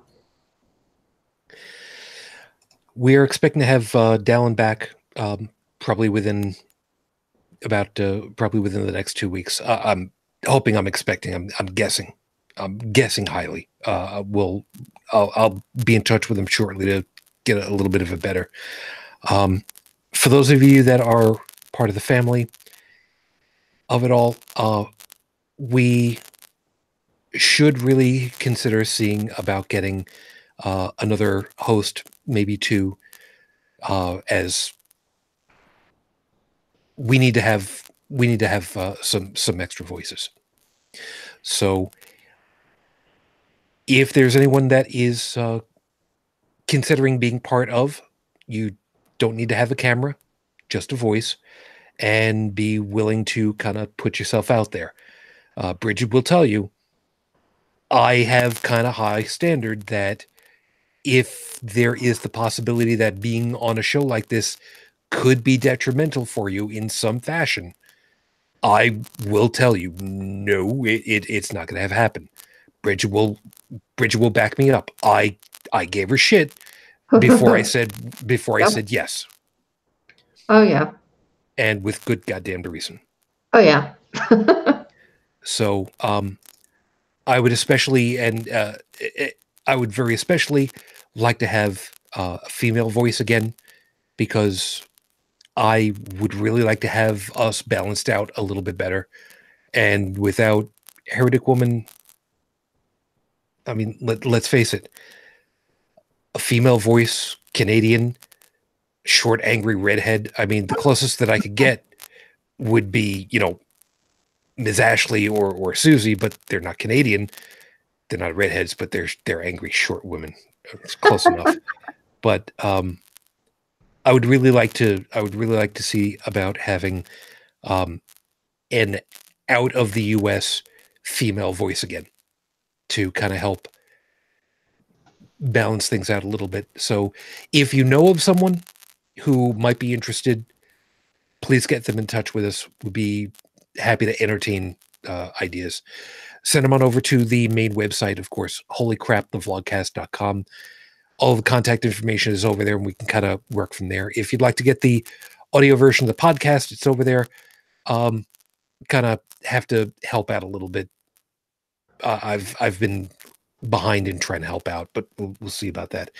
And of course, as always, the voice line over there is 859 HCTV 554 859-4288-554. And if you'd like to kind of help out a little bit, we're available over at patreon.com/HCTV. Thank you for being with us. I don't like doing these shows. I really don't like doing these shows. And I know that there's going to be a number of them still to come. So long as we keep doing this show, there's going to be another one.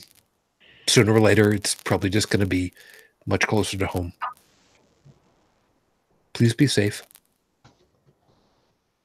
That's all I ask. Just please be safe. Over there on the live chat, guys, thank you very much. I really do appreciate it. And Stephanie, you too especially. Stephanie has been out with the marches regarding Brexit. We are really hoping the best for you guys over there as well. Just be really careful. Meantime, you all take good care of yourselves, and we'll talk to you soon. So as always, until the next time we get together, everyone, thank you. I wish you all the peace I no longer have. I wish you the strength that I've learned. I wish you well.